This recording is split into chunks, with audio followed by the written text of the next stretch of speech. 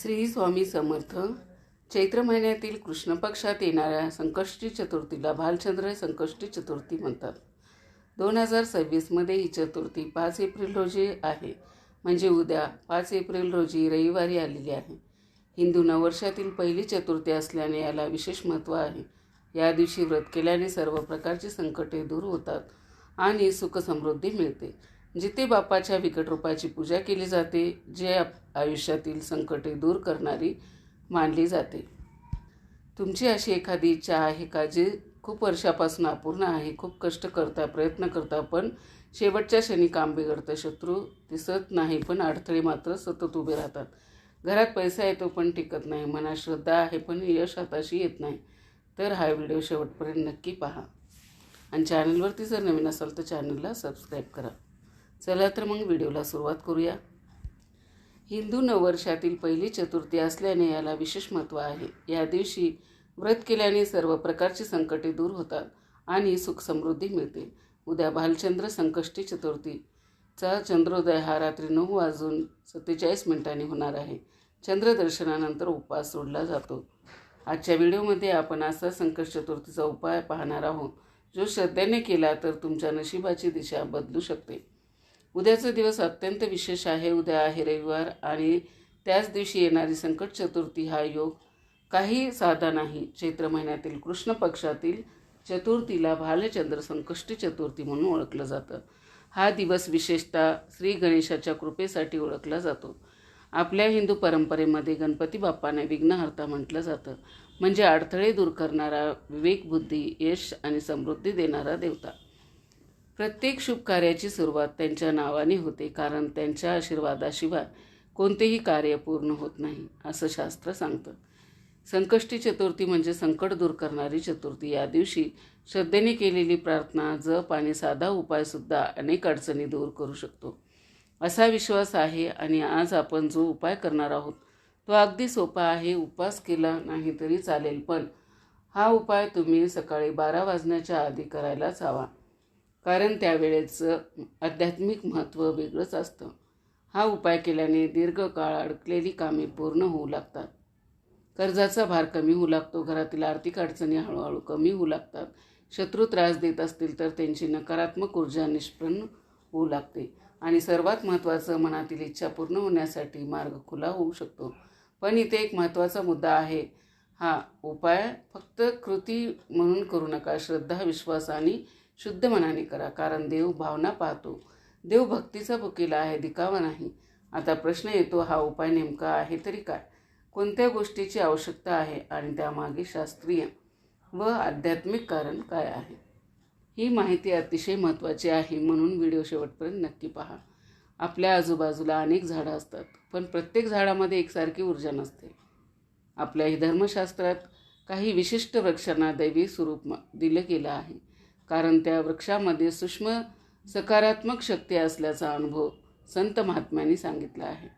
आणि संकष्टी चतुर्थीच्या दिवशी ज्या वृक्षाचं विशेष महत्त्व आहे ते म्हणजे जास्वंद. आपल्याला माहीत आहेच, गणपती बाप्पांना लाल जास्वंदाचं फूल अतिशय प्रिय मानलं जातं. अनेक गणेश मंदिरामध्ये तुम्ही पाहिलं असेल, बाप्पाच्या चरणी जास्वंद अर्पण केलं जातं, कारण लाल रंग ऊर्जा, सामर्थ्य आणि मांगल्यत्वाचं प्रतीक आहे. जास्वंदाचे फूल म्हणजे शुद्ध भक्तीचे चिन्ह. पण फार कमी लोकांना माहिती आहे की फक्त फूलच नाही, तर त्या झाडाची पानसुद्धा आध्यात्मिकदृष्ट्या महत्त्वाची मानली जातात. म्हणूनच उद्याच्या संकष्टीच्या दिवशी आपल्याला जास्वंदाच्या झाडाचं एक निरोगी स्वच्छ पान घ्यायचं आहे. लक्षात ठेवा, ते पान तुटलेलं, किडलेलं किंवा कोमजलेलं नसावं. शक्यतो ज्या झाडाला लाल फुलं येतात त्याच झाडाचं पान घ्या. आता इथे एक महत्त्वाची सूचना आहे. पान तोडताना मनात प्रार्थना करा, हे गणपती बाप्पा, तुमच्या पूजेसाठी हे पान मी घेत आहे, कृपा करून माझ्यावर प्रसन्न व्हा, अशी नम्र भावना ठेवा. कारण वृक्षातून काही घेताना कृतज्ञता वृक्ष असते. आणखीन एक छोटी काडी देखील त्याच झाडाची घ्यायची आहे. ही काडी पुढे उपयोगी पडणार आहे. आता सकाळची तयारी कशी करायची ते नीट ऐका. उद्याच्या दिवशी शक्यतो लवकर उठा. ब्रह्ममुहूर्तात उठणं उत्तम. नाही जमलं तर सूर्योदयानंतर जास्त उशिरा करू नका. सर्वप्रथम स्वच्छ स्नान करा. स्नान करताना पाण्यात थोडं गंगाजल किंवा उपलब्ध असेल तर पंचामृताचे काही थेंब मिसळा. यामुळे शरीरासोबत मनाचीही शुद्धी होते असा विश्वास आहे. यानंतर देवघर स्वच्छ करा. गणपती बाप्पाची मूर्ती असेल तर शुद्ध जलाने अभिषेक करा. फोटो असेल तर स्वच्छ कपड्याने पुसून घ्या. देवासमोर दिवा लावा. धूप अगरबत्ती लावा. वातावरण प्रसन्न करा. गणपती बाप्पांना दुर्वा अर्पण करा. जास्वंदाचं फूल असेल तर अवश्य व्हा. गोड खोबऱ्याचा नैवेद्य ठेवा. आरती करा. 2 मिनिटं शांत बसा आणि बाप्पाचे ध्यान करा. इथे एक महत्त्वाची गोष्ट सांगते. उपाय करण्याआधी मन शांत असणं फार गरजेचं आहे. राग, तणाव, घाई यामध्ये केलेली पूजा परिणामकारक ठरत नाही. म्हणून 2-3 खोल श्वास घ्या आणि मन एकाग्र करा. आता पुढचा टप्पा अत्यंत महत्त्वाचा आहे, कारण इथेच तुमची इच्छा त्या पानावर लिहायची आहे. पण इच्छा कशी लिहायची, किती शब्दात लिहायची आणि पुढे त्या पानाचं नेमकं काय करायचं, ही प्रक्रिया नीट समजून घ्या. कारण इथे चूक होऊ नये. सर्वप्रथम सकाळी पूजा झाल्यानंतर जे जास्वंदाचे स्वच्छ पान देवासमोर ठेवा. ते पान हलकंसं पाण्याने धुवून कोरडं करून घ्या. पान स्वच्छ आणि पूर्ण असावं. आता एका छोट्या वाटीत थोडंसं कुंकू घ्या. त्यामध्ये अगदी थोडं पाणी टाकून गंध तयार करा.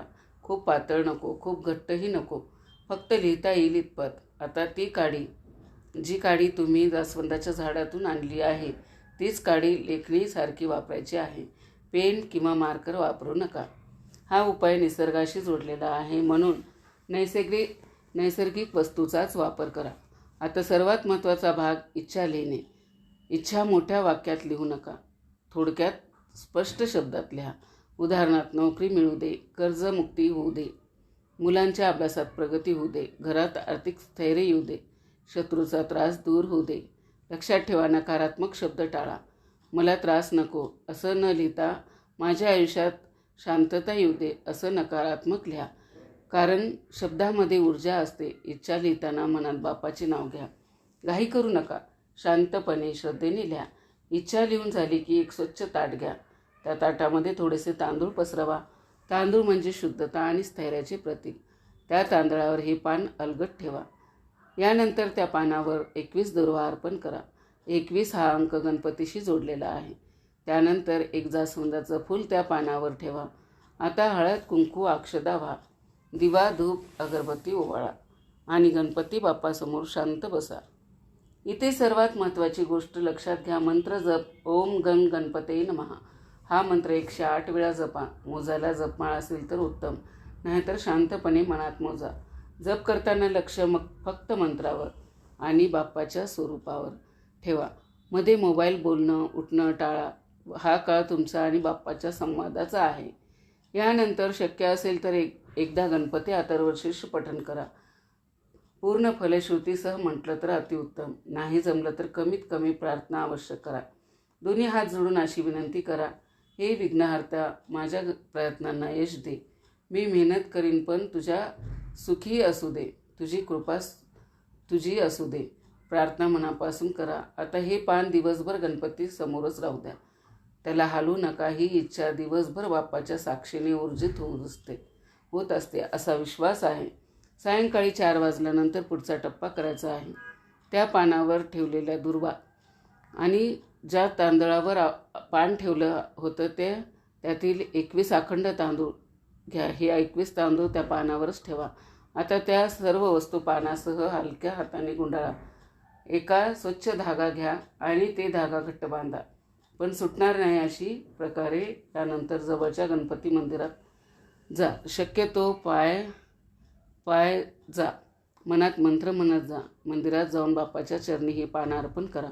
डोळे मिटून पुन्हा एकदा तुमची इच्छा सांगा आणि मग पूर्ण विश्वासपूर्वकाने घरी. इथे एक महत्त्वाची गोष्ट, हा उपाय करून लगेचच चमत्कार अपेक्षा करू नका. पण लक्षात ठेवा, श्रद्धेने केलेली साधना कधीही वाया जात नाही. काही वेळा परिणाम दिसायला वेळ लागतो, पण मार्ग नक्की मोकळा होतो. आणि सर्वात महत्त्वाचं, इच्छा पूर्ण झाली की बाप्पाचे आभार मानायला विसरू नका. परत एकदा जास्वंद अर्पण करा, कारण कृतज्ञता हीच खरी भक्ती आहे. जर तुम्ही हा उपाय पूर्ण श्रद्धेने केला तर तुमच्या आयुष्यात सकारात्मक बदल जाणू लागतील.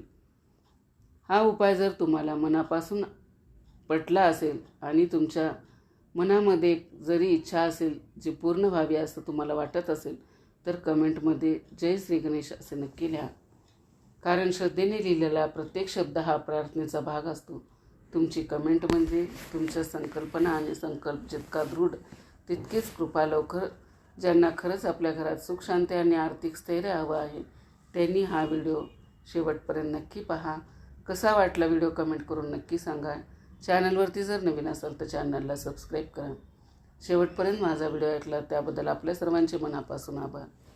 श्री स्वामी समर्थ. गणपती बाप्पा मोरया. मंगलमूर्ती मोरया.